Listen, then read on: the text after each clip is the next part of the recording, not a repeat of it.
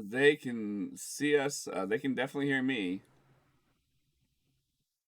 No, because it decided to not capture your audio. What a jerk. I'm solving it. We're just talking about how computers are a problem and audio is a problem and everything is a problem. My computer's restarted since last time we streamed, which means it changes its settings. Because that's what Hmm. computers do. Every time you restart them, they break everything.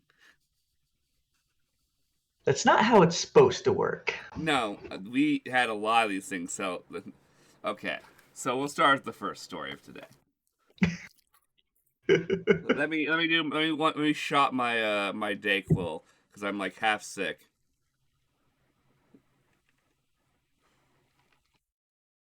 I'm only the second to worst part about being sick. I'm just nasally and I can't fucking breathe. I don't feel. I have zero other symptoms. You just get the worst part of being sick. Shit's running down my throat and I can't fucking breathe. Welcome to the life of an asthmatic. That's how I feel. So, I found this Toshiba laptop lying around in my house. I had no clue where the fuck this came from. Apparently, this is my scout troop's laptop for the Scoutmaster, i.e., my laptop. For like a couple years ago, obviously. It's a fucking Toshiba 4x3 laptop. So this is XP on it, though. Service Pack 3, all up to date for Service Pack 3, that is, which is like 2000. Probably last time this thing was put through an actual update on Windows was like 2008. So this cannot go on the internet. Instantaneously hacked. Yeah, I'm pretty sure the Windows XP stopped being supported like around that time. No, Windows XP remains supported. We got security updates for XP well into 2014. Oh, okay. Oh, right. You remember Because remember, that's the when federal government uses XP for fucking everything. So they went, the missile launch computers will stop working. We need security updates. and do you remember around that time when we were switching to like Windows 10 or Windows It was 11 or something? Windows 8. And then I was having such issues and I had to like call like we had to like call up the support line or something like Yeah, that. I think it was because it set. Yeah, Bryan switched one day on his computer, did a Windows update, and it changed the directory where it saved stuff in a deep setting, that we could not figure out where. So he'd save a document, it'd pop up the save screen, you click where you want to save it, and then it'd send it into fucking nowhere. we even had Alex Schlossberg come It was very over good and try computers to too. Yeah, figure it out. we all were troubleshooting it, and it was like it took Windows Help to be like, oh yeah, somehow something got like changed in the back end of your computer, and it's saving it to the wrong location. Hmm. Like the computer chose to do that in the background. Why do computers do that? Great job, Windows. But continue on your laptop. Scouting laptop, we diverted. So there's like nothing on here. It's just like a clean install of Windows XP. So that means I have a way to play old games from Windows 98 easily. Ooh. XP games, not so much, because you need it a little more powerful than this old laptop is. But Windows 98 Windows got you. 98 games, they run minty on XP. You just have to have any hardware. And if it's nostalgic, it's for us millennials. So 98 games. Also, Windows 98 games are hard to play on modern computers.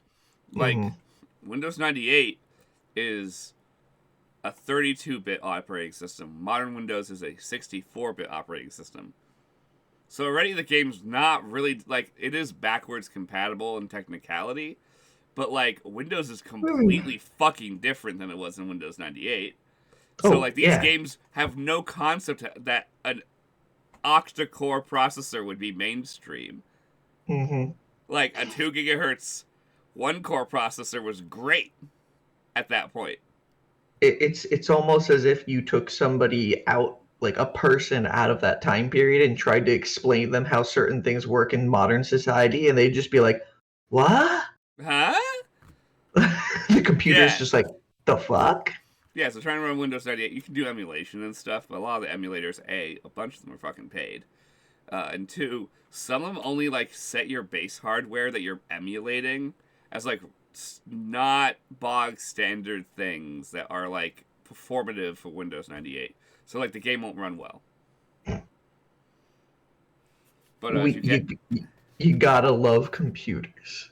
you know, if you got the hardware, which actually I have like 5 computer towers in my downstairs, because I like just collect old computers. It's one of my hoardings. Yes, you do have a problem with that, but maybe one day it'll I pay intend to off. do it. I always keep them because I want to play games on old computers that are hard to emulate. But the Mhm. only way to do that is to get hardware from that generation. And I'm lucky that my dad's office, my dad hoards computers like I do at his office. I don't know why they do that. It doesn't make sense. All the hardware they hoard is like fucking ancient. But I was in charge of disposing a bunch of it, so I kept the best of what I could. So I have a decent Windows XP machine. I just have to I just have to get a GPU for it. And I I have mean, a decent Windows 98 machine. I just am lazy and haven't set either of them up. it's smart for what you're doing because, like, if you don't do that, the companies don't support it anymore. It's the Yeah, same those games are reason why dead. people can't play the original Pokemon games unless they have a Game Boy with the actual cartridge. It's because for some reason, just Nintendo hasn't made them like emulated them to modern consoles for some reason, and And they everybody's have like, an "Why?" emulator on the Switch. Yep. There's like, But there is no excuse. Why? I can't just grab this fucking device, turn it on, and just play the original Pokemon games on my Switch. You mm-hmm, own the licensing, Nintendo. It's your mm-hmm. fucking game. And we'll buy it again on the Yeah! console. You already got us by the balls, and you're already squeezing pretty fucking hard. I And will stand by this. you're just like, you gotta call me daddy as they squeeze a little harder. As I say all the time, Nintendo, you will have. Sorry. You can take our money. Like, literally, At least they're a good know. company. They pay their employees decently well. Their ethics are pretty okay. Their shit just works. It's actually one of my favorite things about Nintendo products is the troubleshooting really is, oh, is it not working? Just restart it real quick. I bet it'll work again. And it will. Mm-hmm. Like, they spend time to make sure whatever product they release is pretty refined usually. Not every time is this like a perfect thing, because every company fucks up. But like, most days there's apps that just don't work on my phone. Mm-hmm. Just because the development team pushed an update and they never made sure the update worked. Yeah, you gotta make sure before you launch it to the public. You don't launch it to the public and then just say, "Well, They don't we'll do fix that. the bugs." Yeah, they say bug fixes, and you're like, cool, the app doesn't launch the camera anymore. And they'll go, oh, do you need Bug that? I'm like, fixes. yeah, it's Instagram. And then 2 days later, you'll have another update. Bug fixes. Bug fixes, camera works again. Why did it not work in the first place? What was wrong with the programming on the last update? Like, That what was did you Snapchat fuckers for do? such a long time. There's this period of time from like 2018 into 2021 where every other update or every third update, they on Android specifically, the camera would just not work anymore. They'd push out an update, can't use Snapchat at all. Because Snapchat opens on the camera, so because it couldn't launch the camera, the app would immediately crash. I think I remember that period too. Yep. So that's when me and you stopped using it because we went. It just doesn't work. Yeah, I wish Snapchat worked. I wish there was a classic Snapchat and then a modern Snapchat that you can do That wasn't because just ads. I would just stay on the classic one. I don't care about all those story ads on That's what Snapchat. I'd pay them for. That's how you Mhm. could get me to pay you. Snapchat Plus, I want less features. Snapchat Plus, take things off of the app for me. Yeah. Well, if you pay for Snapchat Plus, it's the only way to make the AI not show up on the top bar. Yeah, you should be able to customize what you do and do not want on apps if you are paying a service for it. Yeah. Like, Well, it's okay. Snapchat doesn't. I stopped using Snapchat. As soon as every time it got an update, it changed my fucking notification settings. Keep talking. I'm grabbing a drink. I'm Okay. still listening. So literally, Snapchat changed how they were doing updates. At least on Android. I don't know on iOS. I've never installed it on my iOS device because fuck Snapchat. They can literally go fucking suck a dick. But every time I'd get an update, it would completely redo all my notification settings. So like you turn it off. Like I don't need to know that friends are posting their stories. I don't need to know about what's trending. I don't give a shit. I'm the most boring person. I need to know, did Bryan Snapchat me? That's all I need to know. That's the only notification I need is, did Bryan Snapchat me? Did Joe Snapchat me? Did other Joe Snapchat me? I literally talked to 3 or 4 people on Snapchat. I don't need to know what the Island Boys are doing. Yeah. I don't give a shit. Like, is that the same for you? Do you see that ad up there all the time? The Island Boys? No, because I uninstalled Snapchat and haven't used it for 6 months. I'm gonna say with 90% certainty, if I go into here, it's gonna somewhere on my page ask me about the Island Boys. I don't have it installed anymore. Either that or Baby Alien. I You know have about Baby Alien? gotten rid of the app because if you won't let me maintain my notification settings, you don't get to be on my phone. Oh, That's wow. Yep. Island Boys. Island Boys arrested. Good job. I don't care. They probably should have been arrested a very long time ago. I know more about the Island Boys than I would like to because you're always fucking advertising it. Same with Baby Alien. I don't give a shit. I don't care. Oh yeah, my Android phone's upstairs. Whoops. Oh, but Conlan, before we forget, hi. Welcome to I know, we started with a rant, DisasterCast. an immediate rant. Welcome to DisasterCast, a D&D podcast where we sometimes talk about D&D. I'm Bryan Creevy, one of the co-founders of Nat Disaster and the DM of our games, host of DM Plays. And I'm Conlan Rose. I play Bracket in the main campaign, also known as the Misfits campaign. I play Rain. I play the main character. I guess Greg isn't really the main character in the other campaign, but I play Rain in the Heist campaign and eventually in the Misfit Warriors campaign because Yamakowski has already made that decision that Rain can solve all these problems. I'll just bring all these problems to her. I bet Rain will really appreciate that. That's why it's funny when I hear him. It's like, don't worry, I know this lady. She can solve it all. Rain, who has barely gotten her footing in what she's supposed to be, even. She doesn't have a concept of an idea of what she's supposed to be yet. She just knows shit's bad. I need to do something about it.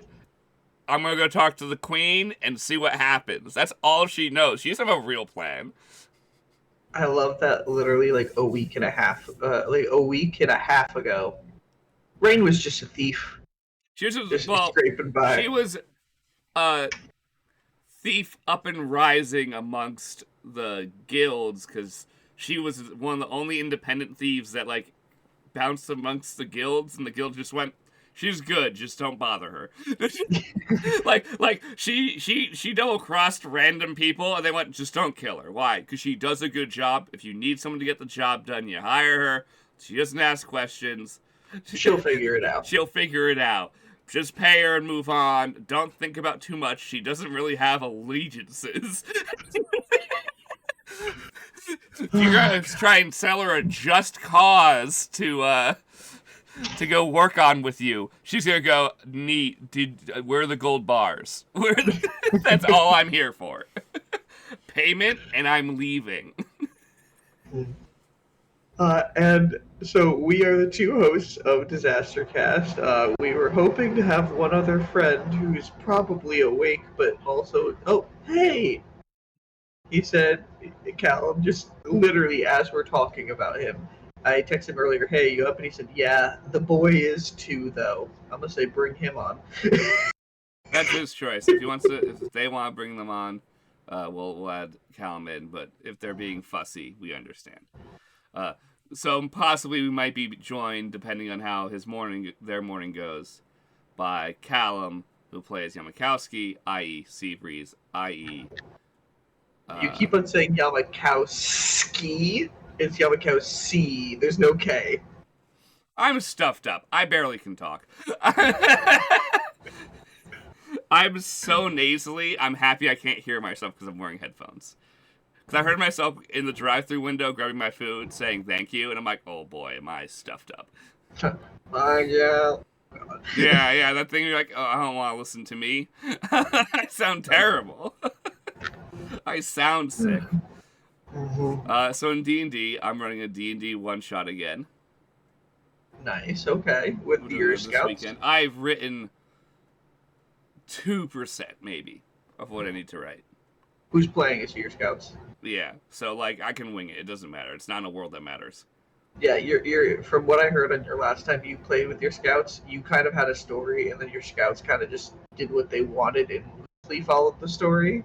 Yeah, so like I need to prep enough to be like, hey, these are the beats where you need. This is what you need to do. Like they need an overarching plot. They do not need the small details in between. They're not gonna listen to you. So just fucking be ready to wing it. They do not have the attention span to follow the tracks that you laid out in front of them. So. They're all Gen Zers. Like, what do you expect? They have TikTok brain. Yeah. Well, good luck to you, sir. I wish. And they're the good Gen. Imagine they're the good Gen Zers. I can't imagine what it's like to work with like the ones who like were like. I don't want to drop her full first name because it feels wrong. Because like I don't actually hate this person. They used to be a very close friend of mine, though they pissed me off. Kirby. See, you know who I'm talking about. Our mutual friend, who may or may not work in a bar in town. I believe so. Yes. The friend that we both mutually have had for a long time, who pisses both of us off because you're like, God damn it. Yes. Yep. Yeah. Yep. I haven't talked to them in a while. My family has that. Is it the one where they think my dad killed somebody, but it's not that one. Okay. That person I would put on the internet. She has a TikTok and did well on TikTok until she got married. Then she went, I'm out. Text me, because I'm not picking up what you're putting down right now. Maybe it's too early. I was going to ask, do you even know what my favorite color is? Me? Yeah. My brain doesn't store that information. That's fair. I don't know what your favorite color is either. And we've been best friends a very long time. Yeah, side note, that's deemed unimportant. Side note, it's so strange the things that certain people find important, certain people don't. Like, I've had friends and girlfriends who are, like, genuinely upset when I don't remember things like that. And I'm like, my brain doesn't regularly need to remember that, so you probably told me it's in there. I just don't know how to access that. Yeah, that's part of the ADD, ADHD thing is you don't have you have bucket loads of information in your brain, but you have no way to, like, unlock all of it when you need to, or at any kind of convenient time. Oh, is she Gen Z? I thought she's our gen. No, she isn't, but she was, like, students like her. Oh, gotcha, okay. That was my example. Was like, I deal with scouts. Like, I deal with people who are more like me in terms of the modern generation. So, like, they are aware of modern politics. They're aware of what's actually happening in the world. They're very well read. And, like, they monitor how much TikTok time they do. They're like, hey, I'm only going to use it an hour today, and then I just spend the rest of it doing like, these are kids who actually, like, give a crap where they're going in the future. Yeah. But people like her, I can't imagine what it's like to teach kids like that right now. Like, people who are, like, already bad students, not because they're unintelligent necessarily, just because they don't pay attention enough in school, or they're not going to know this is important until 10 years from now. Because that's exactly what she is. She's a person where I see her post something, and I go, I was in class with you. We did learn that. You just didn't pay attention. We were in the same classroom, goddammit. Yeah. You just somehow missed the lesson. See, there's a lot of people like that. It's just like they just made it. I have lots of friends who post online about all kinds of different things. It's not like all the same stuff. It's all kinds of stuff where they'll say, I was never told that. And I'm like, I took the same class you did. So I know for a fact. Maybe you don't know every detail because our two classrooms ask different questions on the same subject. But I know for a fact the teachers we had taught every class the same fucking thing because they're decent teachers. And I don't remember you as a sleeper in that class, so you were just not recording anything that we Yeah, were talking like you about. learned that information. You just chose to not bring it in because, admittedly, you were 12, so you didn't give a shit. It's crazy too how because of how brains work. That information's in there. If they heard it, your brain picked it up. It is in there. Well, It's that's just why you can tell they're That's why I see people make arguments, and I realize they're missing details of stuff they learned because they don't remember all the details, which is fine, by the way. It's okay to be missing details, but don't be very adamant about an opinion set then. If you happen to be missing a bunch of the details, maybe research the smallest amount. Because then you go, yes. oh, whoops, I was missing something. My B. Self-reflection's a vital part of the human experience, and if you stop self-reflecting, which seems to be a decent majority of a lot of people nowadays seem to think I'm right, everyone else is wrong, and I don't need to learn anything new, that is not how society works. You can be wrong. Also, some things that might be a norm might be wrong. That's part of human experience, is learning that shit. And if you don't have that ability to self-reflect, and you just go against that self-reflection cycle, very quickly things go badly. We are currently living on the predication of that shit, of not learning from mistakes, and instead actively choosing to choose the mistakes. Admittedly, that's because actual evil people are in charge right now, but it's crazy too. It's crazy too because you can just look at your past and realize that. Because find me a person who doesn't look at who they used to be and be like, wow, I was stupid or I was wrong or something. Like you learn and grow and change opinions and feelings when you gather more information. So that's why I don't get how people are always like, no, everything I know right now is right. In 3 years from now, you're gonna look back and be like, wow, I was fucking stupid. yeah. Well, it's so a perfect example of this, which we've diverged from D&D, and that's okay because we'll get back to D&D because I'll talk about how I'm gonna bullshit this entire campaign or one shot in the next 48 hours. I need to write it. Good luck. I can do it. It's just gonna be bad, but they're gonna have fun anyways because they just want to interact with side NPCs, and one of my assistant scoutmasters has already said he's like, me and you are gonna voice all the NPCs so that we have someone to bounce off of. Mm-hmm. And he's good at riffing. He's good at, like, as long as I give him a little bit of a reference, he usually gets it so we can begin bouncing off of each other to make bad jokes. I love work. Like, besides, like, he's my first equal, and love the kid. He's a great person. I'll say his name. I'll probably have Zach on here one day because Zach's awesome. Because he's genuinely a very fun person. Also, he's an adult, so I can say his name, and it doesn't matter. Train of thought. Your game. You're with your scouts. No, riffing off of him. No, we were before. It was before that because we were mentioning riffing. We were going to transition. One person in the chat, tell us what we were talking about. The one person in the chat's probably my computer. No, it said one for a good portion of the stream, and then 4 minutes ago, I think it went up to 2. So there's somebody. Okay. Sorry, I'm sick, so I'm a little brain foggy. This is every time I'm sick, I get a little brain foggy, as well as the world is on fire. So, literally and figuratively. So, like, I'm a little stressed out. We were talking about, like, the concept of not everyone has learning from yourself. Oh, okay, I remembered it. We got there again. ADHD D&D. I always can get back. It just takes me some time. So it's the apprentice theory. So there's this, I don't remember the exact shape of the line, so don't quote me on this drawing with my finger in the air. But there's what's known as essentially the knowledge curve. Well, this is how, like, little experience you have. This is how much you think you know, and then it drops like this. And most people don't realize that's what almost all things. You think you know a lot about it, then you begin actually learning about it, and then you realize you don't know shit. before you then can build up and learn that knowledge over time, before you're an actual expert.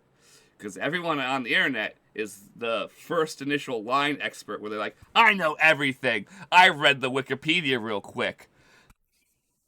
Or I remember that from high school biology class. Or I remember that from high school chemistry class. Or whatever it is. They remember a little bit of something they learned 20 years ago. And that's what they're predicating their knowledge set on. But no, you were taught a baseline of information to gauge your interest. And so you had the baseline information an American needs to get by in life. That's what the American education system teaches you. It teaches you a baseline so you can survive. And it teaches you a bunch of baselines at the same time. So that means you do a bad job at all of them. And that's okay. That's the reason why some people don't need to know all that crap. And they don't need to go to school. And they're going to go do a trade. Or they're going to work at McDonald's or whatever.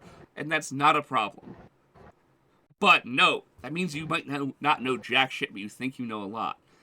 That's why the next step is actual knowledge, which makes you learn you don't know shit. This is also known as the apprentice curve, where when you're a first-year apprentice, you know fucking everything, and then as you get into the beginning of your apprenticeship, you're like, I don't know fucking anything. And then it comes back and around, and coming back to the top is becoming a journeyman again. Mm-hmm. You are always learning in life. If you stop learning, you failed. You failed the human experience. I hope that's the whole purpose of this. Us being alive, the whole purpose of humans being alive is to better ourselves and learn. That's it. Like, obviously, the breeding, that's all part of survival. That's not the purpose of life. That's the survival part. And there's for some reason there's a part of the population that wants us to live in survival mode at all times, which is because I don't think their brain is smart enough. They're not actually actively intelligent enough to handle the thought part. And I hate being that mean, but that is part of the truth. It's not all of it. There's people who actually are thinking. They're just dicks. But the problem is, the team is a bunch of assholes who went, they're not thinking, but they're real loud. But they're making a lot of noise. So they're not thinking. We can direct their loudness to our evil. And that's that's where we're living right now. And that's literally how fascism happens, is you find a whole bunch of loud, stupid people who are angry about usually nothing. Sometimes it is something, and there is some things to be angry about on both sides of the line, by the way. But that's not what they're actually angry about, nor what they actually want to solve. So, like, that's an important thing to note. But then you have a bunch of evil people who either want to make money, want power, want control, want to hide their crimes, whatever that might be. There's tons of categories. Some people want to do all of them. Who are you referencing, Colin? I don't need to reference anyone. If you can fill in the blanks on your fucking own, that's why I'm being so vague. Because if you can't fill in these blanks on your own and realize some of the problems that we have in our society, and this is a rare moment of me being very centrist and saying, and there are problems on both sides that this happens, where you have maybe not necessarily malicious, but definitely very intelligent people using the loud part of their party to change things, and whether it be negatively or positively to our society's, existence. People do. That's what people do. That's how people gain power. It's how politics move from a, hey, we all as humans need to survive, kind of this like middle ground that politics in the U.S. hasn't always followed. Like, U.S. politics has always had extremes. That's not new. That's one of the things, like, we do need, when we're getting all panicked about this, we should be panicked. But we have to remember, things have gotten bad before. We just have to remember, we need to fight real hard when we can make them better again. We can't stop. If you stop fighting, things become Nazi Germany. That's what happens when you lay down. Nazi Germany? Why? Why do you bring that up? Where was the relevance? I explained fascism. And oh god, authoritarianism is always looming because people are scared of some kind of boogeyman, whatever that boogeyman might be. For the extreme left, the boogeyman is capitalism itself. For the far right, the boogeyman is currently immigrants, communism, and people who aren't. Well, no, it's not communism, because I have to say it's not. They play it's communism, but they don't know what communism means. And I They know this basically they because basically they feel like ask to make things state-owned, which is communism. So I don't think they know what that means. I think it's a boogeyman from the Cold War, but because there isn't a real communist country besides China, even China's not a full communist country because they have capitalism in the middle class. It's just a Mhm. very weak, watered down version of capitalism. It's not ours. It's a very controlled economy. But it still is capitalism. There is freedom of choice. It's just your freedom is 6 choices, not infinite. Yes. Yeah. So, because it's a partially planned economy. But that's because if you don't keep your middle class happy, things go badly. That's actually why the United States is struggling right now, is neither party was willing to properly invest in the middle class, and that has caused the middle class to revolt in ways that makes no sense. Because they went, Mhm. why isn't our lives the middle class, which admittedly, the middle class people who drive the economy the most besides rich people, it actually, in the past, completely drove the economy even more than rich people did by a decent margin. Mhm. Because in the 80s, I don't remember the exact figures, but it's like 30% of American wealth was situated in the middle class, and only Yeah, like wasn't it? 18% was in those ultra wealthy. What was it? The Reaganomics changed that. Didn't it start It going was downhill after that? Reaganomics was one of the things, but it's not the only thing. It's a group of deregulation is what changed it. And that didn't only happen under Reagan. It continued under the first Bush administration. Even Bill Clinton did a little bit of deregulation on some things because the economy tanked after the Soviet Union fell apart. So he needed to boost the American economy back up because we'd spent so much money on federal programs for our military that we need to reboost our economy. So he did deregulate some stuff. And that has Keep yeah, so keep that talking. caused. So it's multiple presidents caused this problem. It was multiple policymakers over the course, both right and left. A lot of it can fall on the blame of the stop taxing the rich, because their tax money is what funds infrastructure. Like Mhm. You that's know, literally how they we would used to do it. give the majority of tax money. Like they'd give so much that would go to fund things instead of just taxing. The taxes that they take away from the middle and lower class is significantly impacting their lives more. Taking Yeah, the amount that you would take out of the rich people, they'd be like, "Huh, I don't wanna," but be they're like not Mark going Cuban. anywhere. Be proud to pay your taxes. I may Yeah, not like honestly, Mark Cuban and hold other on. reasons A because he's a cat took billionaire, so you don't need to like billionaires. Keep go do what you hold, need to do. hold on. A cat took a shit. I gotta bury it. Oh yeah. It smells.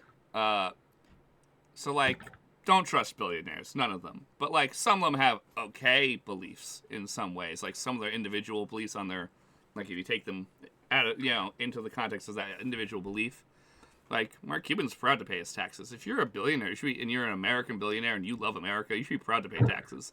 That makes us have the world's most powerful military. It makes us have the world's best economy. Like, that's to be a point of pride in your life if you're an American. Is we're the most powerful country on the planet. We have the biggest economy. We have the biggest military. We have the highest GDP. We have the most positive uplift in growth that a person can achieve in a lifetime. Because people literally can go from being on the streets to being a millionaire. You just have to play the right calls, and 80% of it's fucking luck. But there's parts where you can make it a little less not luck, and that's why you fund and help the middle class. Is the middle class is the people who hire contractors. The middle class is the people who middle class are the people who employ more of the middle class. Hmm. That's the middle class is a whole economic trade system in its own existence. Is not that rich people aren't hiring middle class workers to do things. They definitely are, but the middle class has its own. That was so fucking loud. Keep going. Why do you not close in for Owen sometimes now? It's so stupid. Like the middle class is its own secular economy essentially, where middle class workers and middle class businesses pay each other to do things and make services. So in isolation, you can make the middle class be a thriving economy without affecting either. Like you could end up completely forgetting about the poor by accident, and ignoring the rich. As long as the middle class are funded, they'll keep making a very strong secular economy of paying each other. They just need to have Mm-hmm. money. As soon as you start nickel and diming them for money, and they can't afford, say, me or you, who now would be because of how economics have shifted in our own lifetimes. If we were making the amount of money we make right now when we were kids, we would be lower middle class. But now, because the economy has shifted, but wages haven't, now we're Mm-hmm. poor. And businesses just it goes a lot has changed in how businesses fund their workers and stuff too. Yeah, Like a lot of corporate times. cultures have changed to believe that the worker isn't worth paying, which is Mm-hmm. the opposite of every fundamental development that we've learned about how capitalism should work properly to make it actually have line go up proper. They've learned how they can make line go vertical, but what the problem is, and they haven't mentioned it to their shareholders, they haven't mentioned it to their corporate team, they haven't mentioned it to anyone else. By the way, we only can do that for 2 or 3 years, and the economy will collapse Mm-hmm. because there isn't such thing as infinite money, and infinite growth isn't real. There is, you can, in theory, play the levers enough that you can get it to do it for a lot longer than it should, but every bit of you increasing that infinite growth past where is actually like long term stable puts you in a point that eventually there will be a crash, whether it be a natural disaster that has humans don't even play a part in, Mm-hmm. or for some reason this year a disease eats all of the corn crop in the whole U.S. If the U.S. didn't make corn for a year, the global economy would shatter like instantaneously because we use corn products to And, corn feeds the livestock that we eat for meat. and it also we have so much of it. Corn That's makes why ethanol, high fructose corn corn syrup, syrup, like corn corn byproducts are used in the manufacture of tons of goods. I stated corn turns into you can use corn to turn into ethanol to make fuel, which is how we make our ethanol fuel, the additional ethanol that's in our gasoline. Like we use corn in the United States for a lot of things. Admittedly, mm-hmm. our corn crop is very, very robust. But just that one little thing, one little hiccup, and you could spiral the whole economy because you've set it this predication of infinite growth. If you don't have stable growth, growth is important. Like, let's not. We want line to go up because that means the economy's getting better. And in theory, everyone's getting paid more. In theory, there's more money to be spent around, and blah blah blah blah blah. Like that's how an economy is supposed to work. Is a company has more money, it then pays its employees a little bit more. Those employees spend a little bit more. They're spending a little more, makes more companies a little bit more money, and everyone makes a little bit more money. That's how an economy works. That's why capitalism is supposed to work. Is because Mm-hmm. by investing in the worker spends capital, therefore allowing the capitalization, i.e., capitalism, to continue. That way, the capital is always moving. But as soon as you Mm-hmm. start storing the capital in only a handful of businesses, and the capital stops moving, it stops working pretty fast. And we're seeing it right now. As companies aren't willing to spend money where they should spend money. And instead, they're spending it in politics so they can hide and create infinite growth via avoiding taxes or other methods. Like not, say, following safety regulations or whatever it might be. They want Yeah. deregulation because they realize that the only way to continue infinite growth is essentially to game the system. Mm-hmm. There should be a lot of things that used to be in modern society, but a lot of companies aren't doing performance-based pay anymore. They're just doing position-based pay and things like that. So it doesn't matter how long you've Yeah, been it doing doesn't the encourage job. the worker to better It themselves. If you yeah. have no incentive to work harder, this is something I've learned in the course of my life because it's happened to me multiple times. Is as soon as you pretty much are like, yeah, sorry, that's your cap out. I'm like, oh, okay. Well, then this is the cap out of how much work you're getting out of me. Well, see, honestly, it's not even how mine does. There's no like, well, here's the cap. You're stuck here.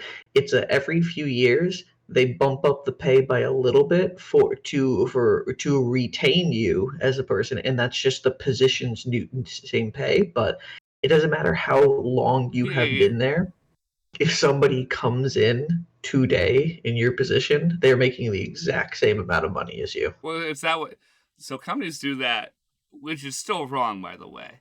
They do it so that way everyone is paid fairly, and I get why they're doing it. And I don't fully blame companies for doing it. But as stated, you're once again not incentivizing your employees to do better. Yeah. If there is no incentive to do better, people will not better themselves. Humans are like that because humans are shitty. Like, let's be honest, without incentives, it's the reason why pure socialism doesn't tend to work either, is if humans don't have the proper incentives, which tends to end up happening in socialist economies, and that's only because they generally are poor, not because it's not possible. It's probably possible, but we've never seen one because every country that's ever been a true socialist country has been pretty poor. So, like, that's why China had to create a fake capitalism for its lower middle class to upper middle class. Because if they didn't, and they didn't have something to achieve, they would stop working. Because that's every time China's had little lulls in their economy, it's been because there hasn't been more for the middle class to have. So they just go, oh, why am I going to work any harder? I get the same thing as everyone else. Mm-hmm. If you incentivize people to work for something, and some people don't want to work for more, and that's okay. They can stay at that fucking pay level. You get what effort you put into it. But people like Bryan, who's working his butt off at his job, gets no incentivized. Bryan will keep working hard because that's who Bryan is. He's just a hard worker. It's his natural tendency. I'm very quickly approaching my breaking point, though, so we'll see how long I put up with it before if there is a change in pay. I'm sorry, we don't have the money right now amongst us to start our own shop. Because we have experience in like tools and stuff, but we don't have the money to rent a building just out of our fucking pockets. And we'd have to buy other equipment like lifts and tire machines and stuff like that. And our stream hasn't gained enough traction to start making money and stuff like that. Yeah, because so if that was at least making a little bit of money, we'd just start streaming working on cars, and then like that would slowly fund that, and then that would end up funding that. When there isn't a cent coming in, there's no one. You're just like, I'm not taking that risk. We need somebody with a little bit of pull and followers to be like, you know what, they're kind of cool. One day, I need to build up my repertoire more. Let's move more into this. This is the fun. Like let's bring some happy stuff into it. Let's go talk the global economy is very important, but it's very, very depressing. It's gonna get everyone. This is my advice. I am not a financial advisor. I'm some guy in his basement. But I've also lived through multiple economic crises because I'm a millennial. Save once in a lifetime opportunity, or once in a lifetime tragedy, once in a lifetime tragedy, once in a lifetime occurrence. Save some cash, actual cash. I hate to be anti-bank, but right now's a good time to be a little anti-bank. The US dollar, even if things get pretty bad, is still going to be worth something. Because luckily it's still the global currency. For now, let's see if we can fuck that up. So, if you have extra money and it's in a savings account, it's probably fine. But if you have money held up in stocks and bonds, earn some money in these next month. But by actually less than a month. Sorry, it's the 23rd. I forgot what day it was. I haven't looked at the calendar much. Every day has just kind of been a haze. You have until February 2nd until you should get that fucking money out of stocks and bonds. Because that's when the tariffs are going to kick in. And even if it's only a temporary thing, it's going to be a temporary big dip. I think it won't last very long. I think it's going to be a whole bunch of strong manning from everyone across the world until everyone goes, this is just fucking shit up. We need to just stop. So you're saying the people like me who haven't put money into stocks yet put them in when it dips. Yeah, that's my second part of our initial advice. If you ain't got no money, but you got like a little bit extra, when this does the whole fucking hit the floor, invest in companies that aren't gonna die. GE isn't going anywhere. Like, they have government contracts that are up until like 2040. They're not going anywhere. Like, look at companies that survived the Great Depression. They're probably going to be here after this next big dip. Because we're going to hit a recession eventually. The economy's been going steadily up for too long. There's going to be some kind of dip. And we have a couple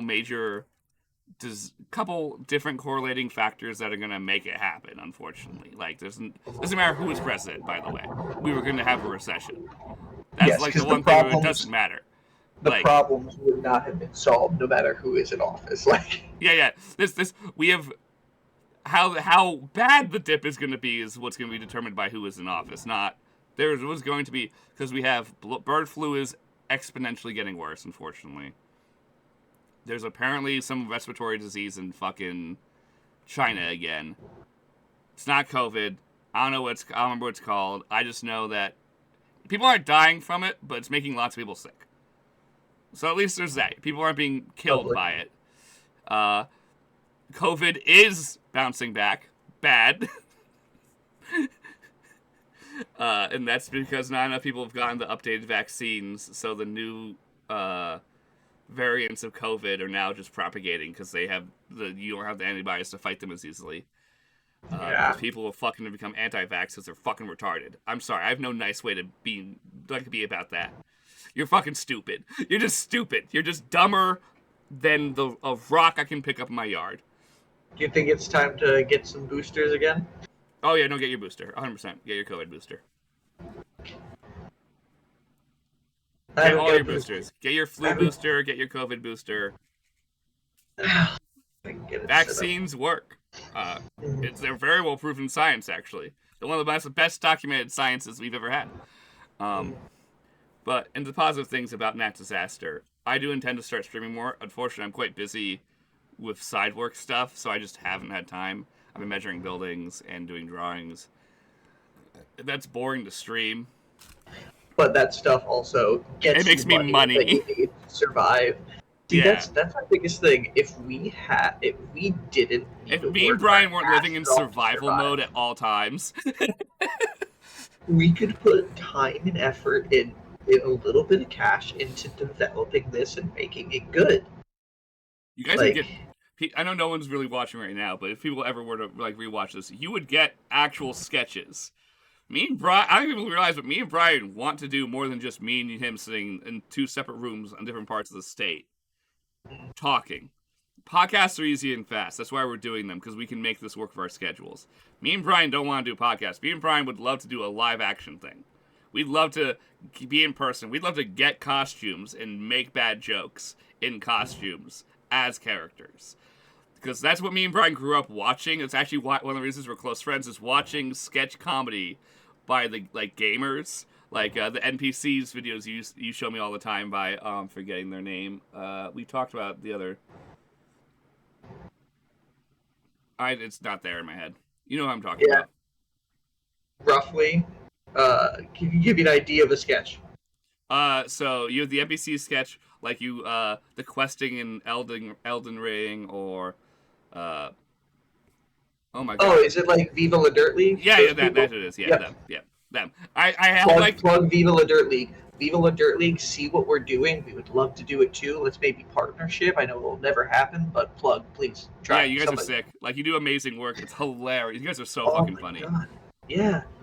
But me and you both write jokes like that because you guys don't see it because it's me and Bryan spending our personal time together. But me and Bryan are sitting together. We bullshit some of the funniest things. Some of it we can never say to the outside world. Because it's just our warped ass sense of humor that other people around us like, guys, you can't say that.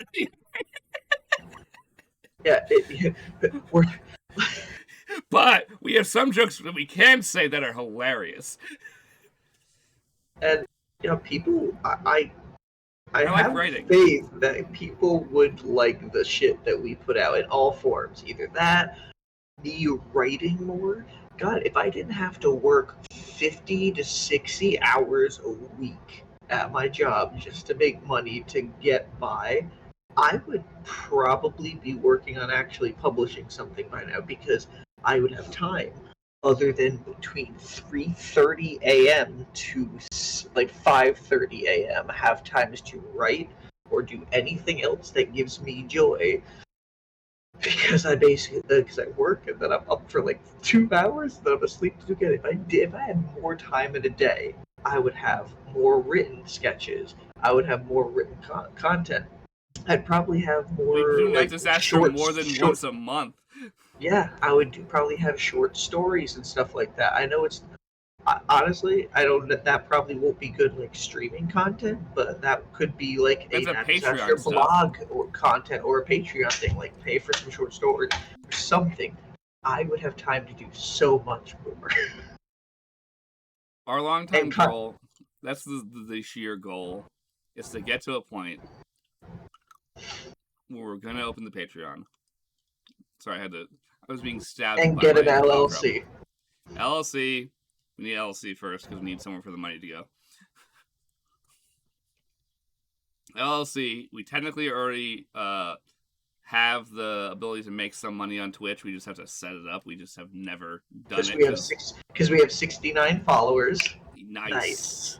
But between the two channels, mine and Nat Disaster here, I'm going to start doing more stuff. I just have not had time.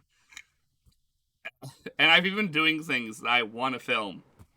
But because I'm doing them sporadically, because I'm like, I just need to entertain my brain because I don't want to think right now. I'm prepping. You can't see it right now because the lights are off. But I'm redoing the back of my basement. And I want to do a partial build. I want to do a build series of what I'm going to do back there. I'm not going to reveal it here, but I think it'll be fun and cool. It'll be me getting into something that I used to be into, but I haven't done because I don't even know if I'm going to be able to do it still because, like hobbies cost money. That's just the reality of life, and that's whatever. But I want to do a really cool build series on something I used to be pretty passionate about, and I'd love to get back into it now. There's been a whole 15 years since I was into it. Back when I was doing it, you were reading magazines to learn about what new stuff was coming out. You had to be getting, I'm going to be a little vague, but you had to get magazines and stuff and go to the hobby store to learn what was out. Jesus websites weren't really a thing. Websites existed, but they were not a big deal yet. Nowadays it's all online. Goes back to Bo Burnham's Welcome to the Internet. The internet years ago were travel blogs, a chat room or two. Sorry, I love that song. But it's true. Yeah. Now it's everything. Yeah. Would you can we interest you in anything all of the time? I know. That's why everyone's attention span's messed up, is because you have availability of content all the time. I notice even myself, and I don't even use TikTok, and I don't do short form content really unless someone sends me a video. It's crazy that type of environment both hinders and expedite or increases people's drive to be creative and make things, because there's the people who can know how to run the system and dedicate their life to it, and they can make it so people are addicted to their content. And then there's the people who are just I'm so tired.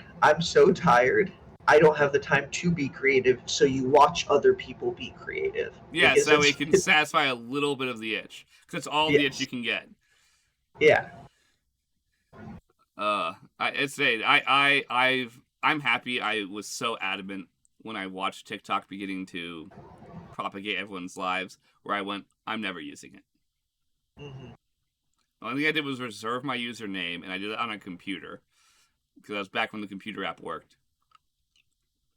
It doesn't work anymore, by the way. If I click on a link, it tells me you should download the TikTok app.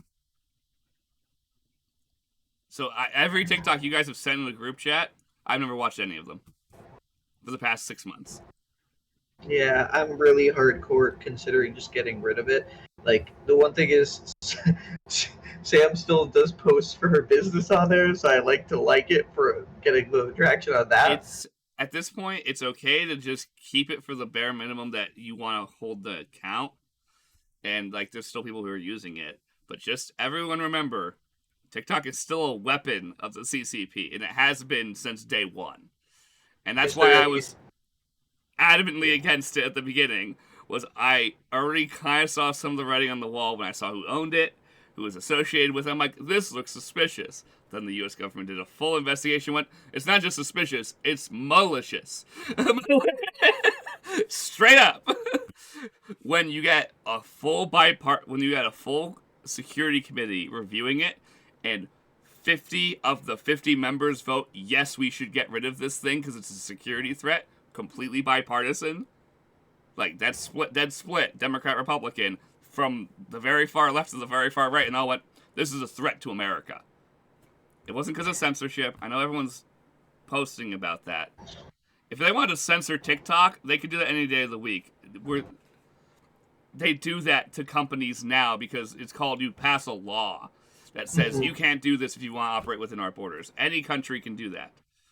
Like, that's how you censor hate content and stuff like that. How do you think the EU deals with when people act like Nazis? They just go, hey, you can't be a Nazi in the EU. That's illegal.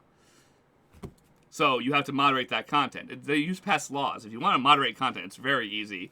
You just say, you have a choice. Operate in our country or follow the law. And companies very quickly go, I want to make money, so I shall follow the law. Yeah. The reason I want to get rid of the app is purely because, and it's very telling that that's how they acted, the CCP refused to divest from the algorithm because they invented it. They spent billions of dollars to write this algorithm to analyze individual users' habits to best divide them. Mm-hmm. That's the design of the algorithm.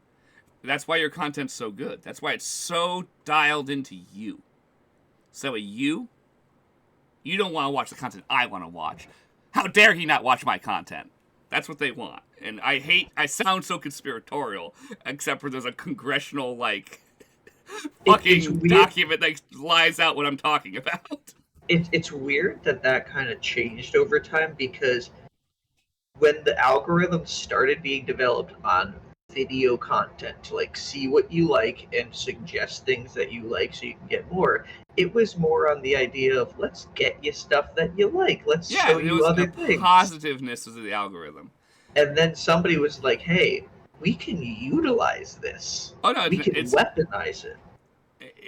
And I want to preface, because people are like, oh, but what about U.S. companies? Well, A, they're owned by the United American business owners, which means the U.S. government has some modicum of control over that, as you can sanction, fine, and do all those things to people who live in the U.S. It's very easy to do it. Litigation's a cornerstone of American politics. It's a whole deal. It's why a bunch of our congresspeople and representatives are lawyers. It's almost like the whole job's law. But that's why outside companies are harder to control, that's why people have mentioned that it seems like censorship, but it's really because it's being used as a weapon. And it's not that YouTube's algorithm isn't weaponized against us. It is. It's just, it's weaponized to sell us stuff. It's just used in a less malicious weapon way. Mm-hmm. The only problem is now algorithms have gotten so aggressive, as well as now even companies are using their algorithms to push political views of the business, and that's where I begin drawing my lines. Yeah, because lots of algorithms are now, if you click the wrong things, very quickly you end up down a fascist, straight down a fascist hole immediately. You watch 3 videos because there's slightly more right creator, and it'll just take a fucking hard right and be like, here's how you prep for when the government dies. And you're like, okay. I was just looking at some cool solar, power sets to save some money, not crazy prepper stuff. I was about to say, Conlan, what rabbit holes have you been going down? I'm just over-exaggerating. But, I can see how quickly me watching an innocent video about, a solar power generator, because one of the things I want to do is I have a bunch of computers in this house.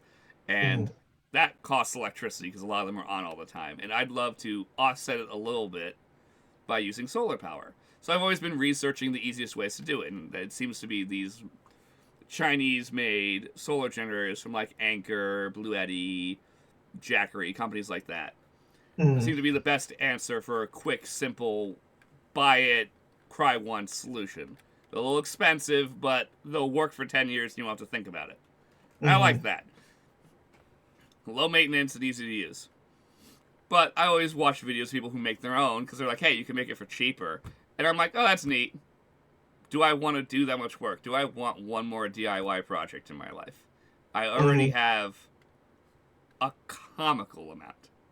I kind of hit that with something in my life too, because I, if you guys can't tell, am not as handy as somebody like Conlan. I'm not good at doing physical fixes and repairs and things like that. This is Um, the closest thing to a so drill I have near me. Is a flashlight. I was helping out a so drill. so I require help from friends and things like that. A lot of times Conlan. And Conlan and all my other friends don't always have the time to help out with my I have no DIY free time. projects because he has his DIY projects in his own life to live. So my CRV has been making such bad suspension sounds, and I'm like, you know what? I scheduled an appointment at my dealership to look at it today. I'm like, I'll pay a little bit of money, figure out at least Then what I it know is, what it is, yeah. and then give me a quote, and then all right, then I can buy it and figure out when I'm gonna do. Like, just I there's so many I'm things I more would free like in to save February, by money the way. on. Good. It's all these things, my dad has taught me to save money. It's like there is zero time to do those practices anymore. I'm sorry, it's not the 1970s or 80s anymore. No one's working. People aren't working just a 40 hours, coming home Hmm. at 3 p.m., working on their car for 2 hours, going to eat dinner, and then watching TV with their wife until they go to bed, or maybe finishing up the project after dinner. Like, Yeah. like you're not. You get home at 6:30. Yesterday I got out of work at 6:30 because my work backed me up. Yeah, that's Like, because they needed a technically. That if you're being backed up and you're getting at 6:30, that means they need another employee. Clearly, oh yeah, no, we are actively. Funny story. I can say this because Carmax is never going to be watching this. and if they do, he might not work there at that point. Nobody else is also watching this, Carmax, so you have nothing to worry about. Um, we hired somebody, and he did the trainings, and then he came in for one day and was so sick to the point where, like, hey man, we know it's your first day. We're You not going could to go fire home. you. You can go home. And he went to the doctor's appointment, and he has now been at the hospital for 2.5 weeks. So we hired somebody, and I was like, I have a good feeling about this guy, and he's been gone for almost 3 weeks now. Hope you're doing okay, buddy. That Um, sucks. but then we hired somebody else for a different position, but we feel like he's good for my position. So I have been training a 18-year-old on how to do my job, and he is a lot like me when I was 18, and it's very frustrating to work alongside that. Look at this here, you little jerk. You'll learn But the these funny lessons in 10 years, but. thing is, he's a little bit like me, but also a mix of you because he likes Pokemon. He's nerdy. I can talk to him about this stuff. He's good at a lot of things that I am too, but he also took his engine apart and rebuilt it for his 2007 Subaru STI, Impreza. Like he is mechanically inclined. Inclined, Like, yeah. so it's like watching me and you in an 18-year-old body, and I'm just You're infuriating. like literally, like I understand now. I feel bad for every employee we've ever had. Oh, that's gibberish. Thank you, gibberish person. Ion in care no tooth asi I'm clean twan so tough. Spooky Shrek V2. Um, Sick. K. K. Okay. My name is Jeff. Uh, Thank you for being in the chat. Even if you are just a bot, at this point, bots are going to be citizens in like a decade or so. So, I don't even give it a decade, dude. The fact that Meta was rolling out AI people on Instagram and Facebook for like 6 months before they got caught, and they had the full rollback because everyone went, "No, I'll just leave." Mm-hmm. I ain't in a bot, Twan, is how I speak. Neat. He'll struggle through it. You do Man. you. Me as somebody who is a Has an creative English writing major, degree? uh, the way you type, nothing wrong with it. It hurts my brain. Was but Bryan Main's freaking here over here typing on me? but my brain will actively work to try to understand you because that's the type of brain I have.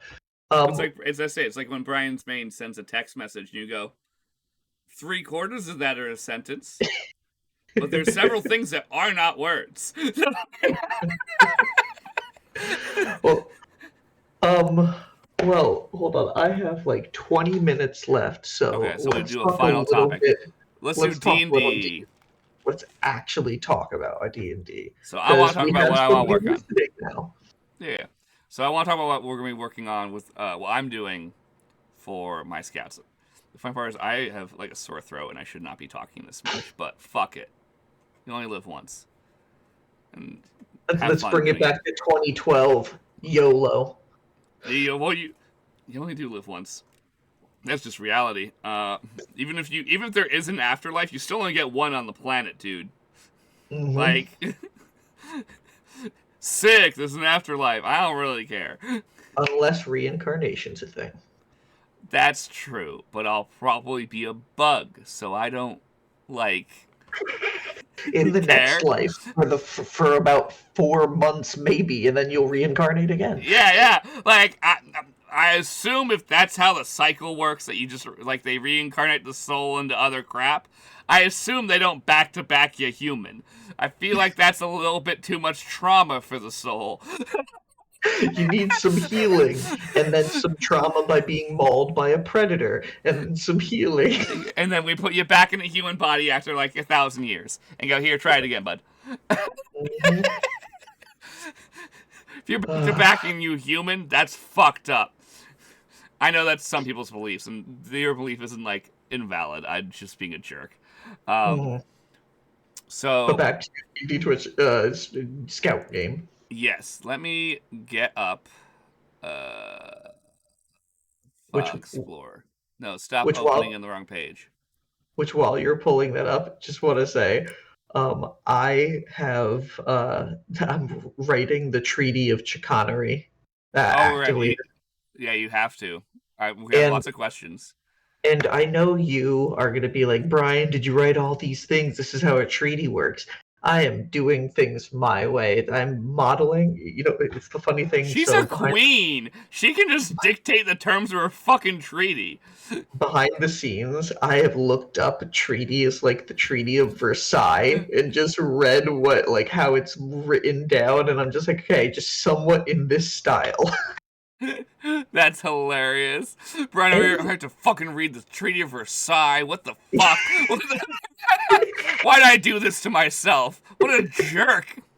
Because I know Conlan's going to criticize me if I do it slightly inaccurately. I need to plug in flash drives. One of you has the information I'm looking for, so I'll just keep plugging in flash drives till it shows up.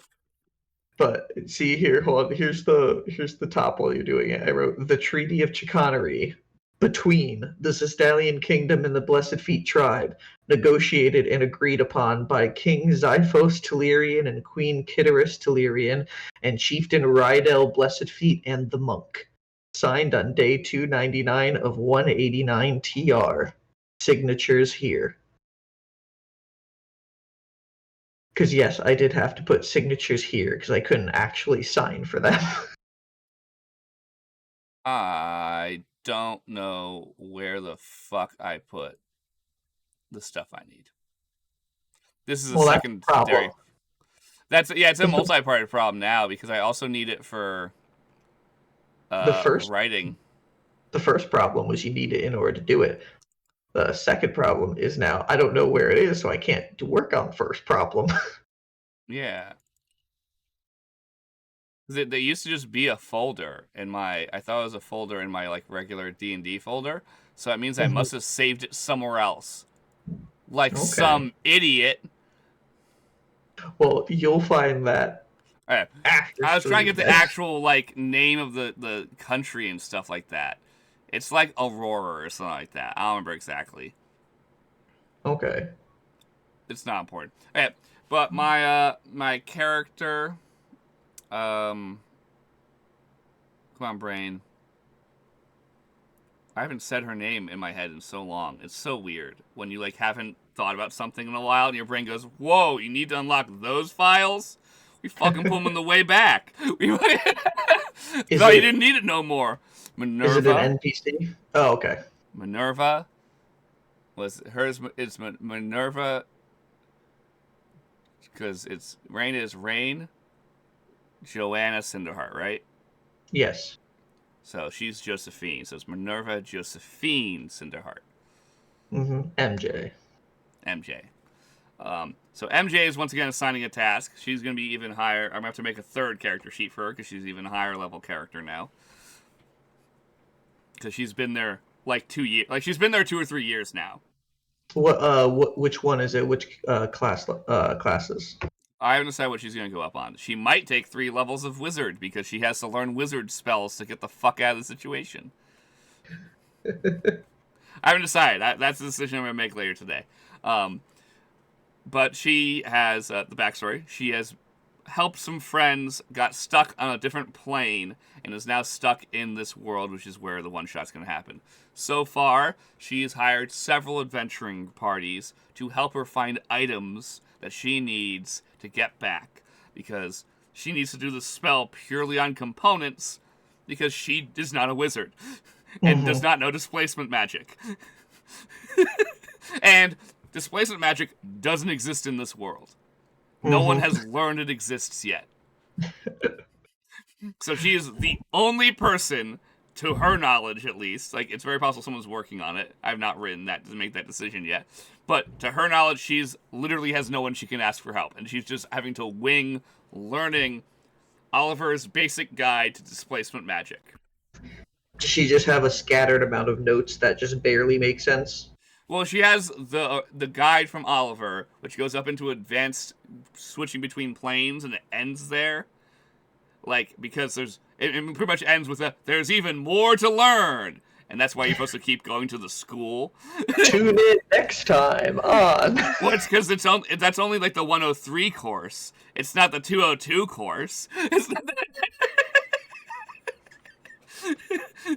like, this is only the sophomore course that these people she helped went through. They have not learned the dangers of displacement magic and all the other things. They haven't finished their college. Well, they're dead now, but they didn't finish their college education before fucking around with dangerous magic. It's advanced displacement. It's when you like displacement enough, you're like, yeah, I want to major in this. And then they're like, okay, you need to know the bad. Yeah. They haven't taken the next courses, which is, hey, by the way, this shit is dangerous as all heck. If you make errors, you will die. You could slice your body in half. Okay? Yeah. By the way, don't run away from the portal. Just stay in the portal and then try again. Running from the portal will end with you being bifurcated,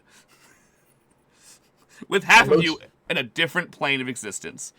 So she needs to find all the components. So she's once again needs to find this rare item. We're going to the capital, which means stricter security, an actual competent guard. The capital doesn't have major corruption problems necessarily. Other outlying cities do, but the capital's the king's very in control of the capital. But he also likes it very clean, and he doesn't want new problems showing up. So he's kind of strict. He's never overly strict, but strict enough where you're like, yeah, don't mess up. You're going to go to jail. Just live your life, don't fuck up, and move on. Like, as long as we don't do anything wrong, he ain't gonna get involved in your life. That's how the king is. He's like, it's a very simple social contract. You don't do crime, I don't get involved in your life. He actually has, people have relatively decent freedom in the capital as long as they don't do and get involved with crime. If you want to have decent guard, I would have them just have perception and insight at like a +4 or a +5, just so like they're decent enough that there's a good chance they'll, if your players roll bad, they'll see through it all. Yeah, no, because I essentially have already warned them, hey, the guards, like, unlike the previous city where you went to the corrupt city, where the city, you literally, if you have 20 gold and you're getting in trouble, you are fine. You're no longer in trouble. They'll even probably tell you where the next good bar is. They don't give a shit. These people do. No, they're proud of their job. They are the king's guard.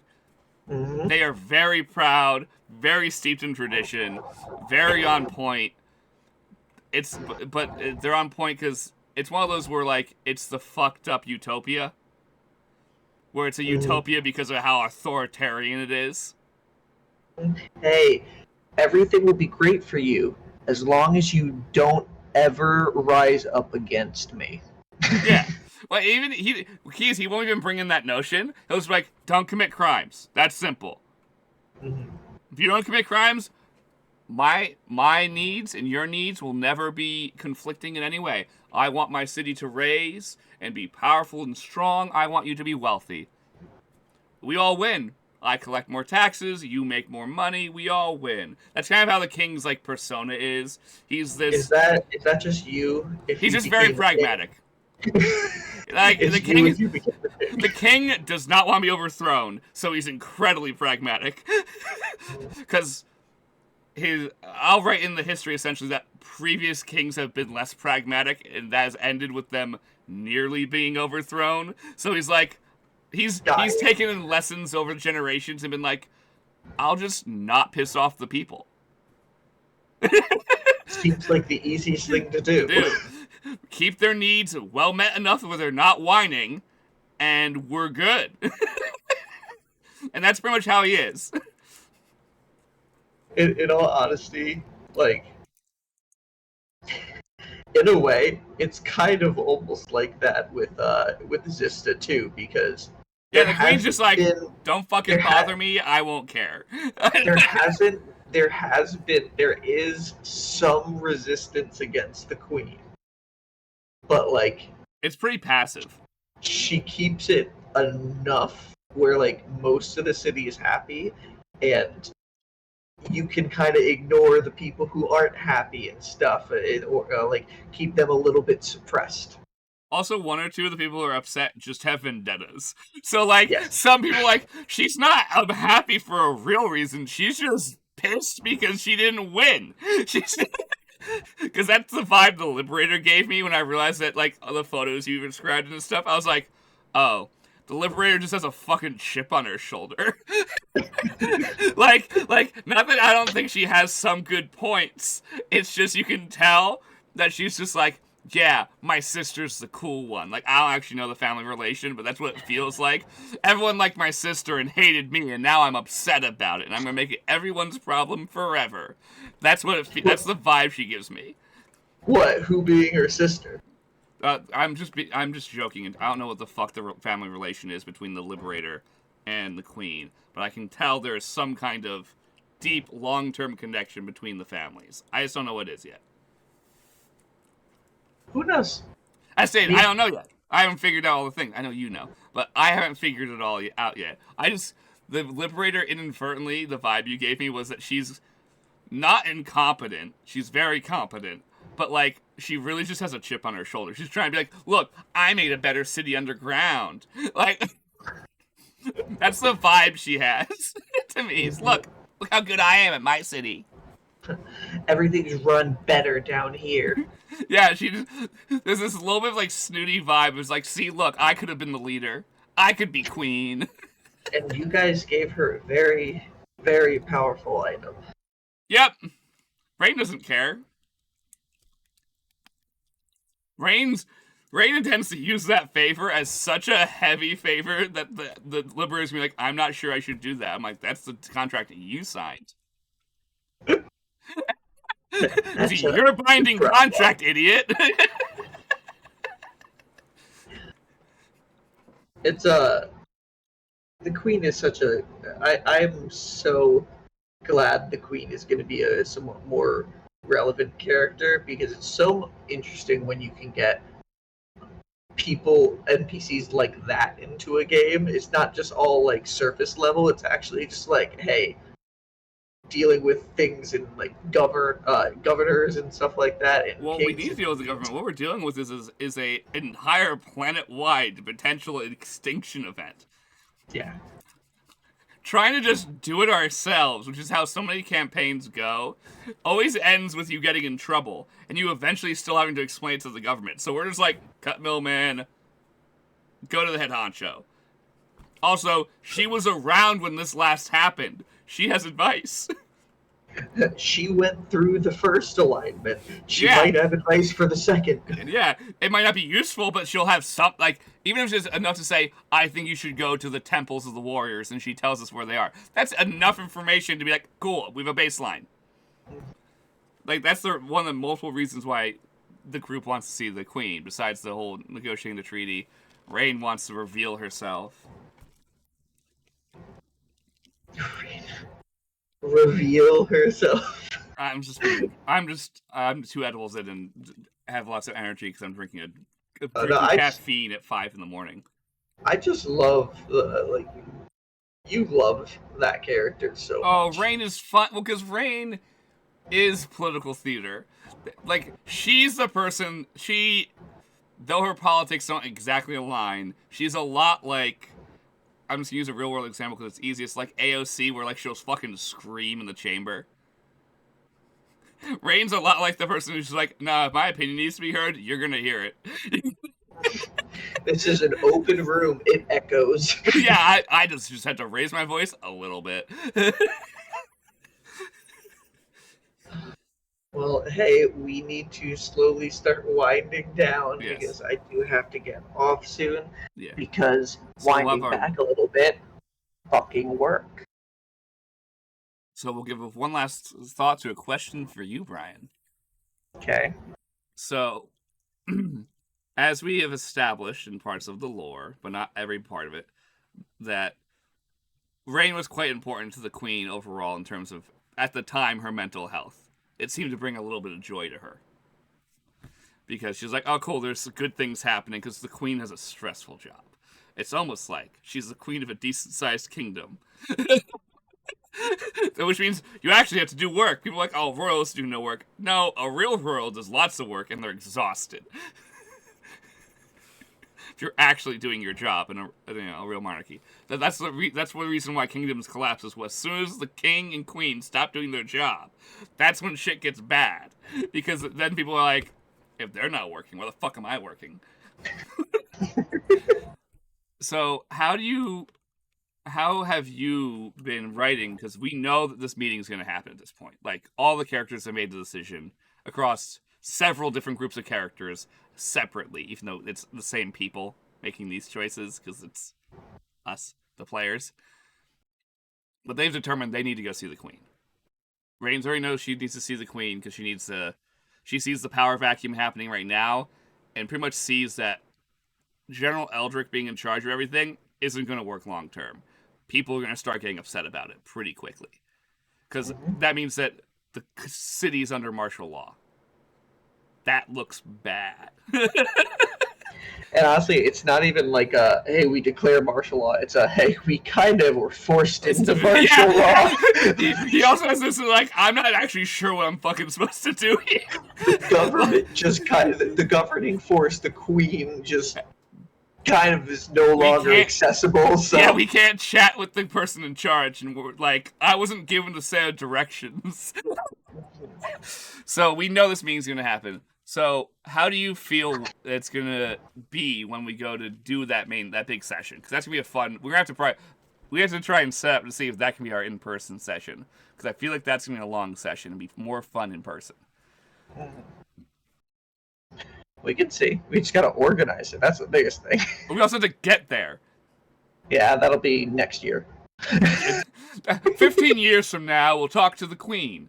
And by the time we're dead, maybe we'll be halfway through solving time's alignment. This has only been a quest since, like, November or December of 2019. Well, hey, COVID happened, so, like... so how do you feel the Queen's gonna react to all of these... Like, I don't need, like, a full reaction, because obviously we're gonna get it when we play act it. But, like, do you think the Queen's gonna act oddly finding out Rain's alive? Definitely. Definitely. Like, I know you're going to reveal your whole hand, and I don't want you to, because I want to play that. Like, I want to play it hard enough where we're, whether it be fake or real tears, going at it. As two, me and Bryan yelling at each other as two women.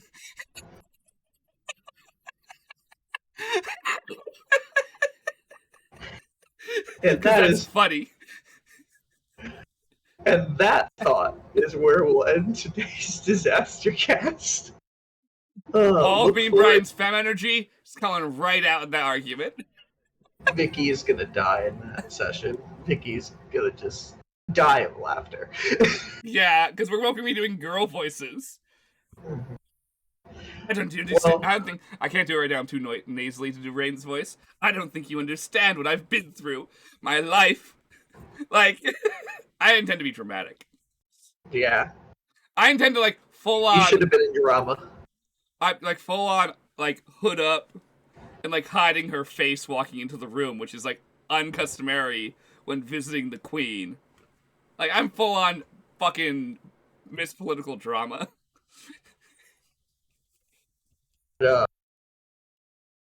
When you get there, though, you probably will. Oh my God, I'm forgetting the name. Oh no, Misfortune. Misfortune will probably be there in that meeting too. I'm gonna communicate with Miss Fortune's gonna be well aware shit's gonna happen and be like, this is the most stressful day of my fucking life. I have been lying to the Queen, and the lady that's been helping me lie to the Queen is here. Well, I'm actually gonna give Miss Fortune credit, though. I have full plans to give Miss Fortune, like, positive credit of helping find me. Yeah. Because that will help stir her lying to her part. Well, everybody like and follow wherever you're watching this to stay tuned for that eventual session. In the meantime, just join us when we follow us on Bluesky so you can see when I do some DM plays. Follow us out there so you can see when Conlan starts doing some of his projects behind the scenes, showing that stuff. And follow me for shit posting on Bluesky. And we're hoping to have a D&D session in 2 weeks to figure out how the Misfit Warriors are going to collect that stardust and save Zista City. In reality, we're going to get to fucking Ladris. And that's it. That's what we're going to do. We're going to get to Ladris, maybe. You guys need to go faster. There's three problems, Bryan. One, we only have, like, 3-hour sessions. So that, like, limits how much we can do. Two, ADHD&D is what we play here. And three, we love playing in your world. We're now in it. So now we're just trying to ask questions about everything. You're like, do the plot.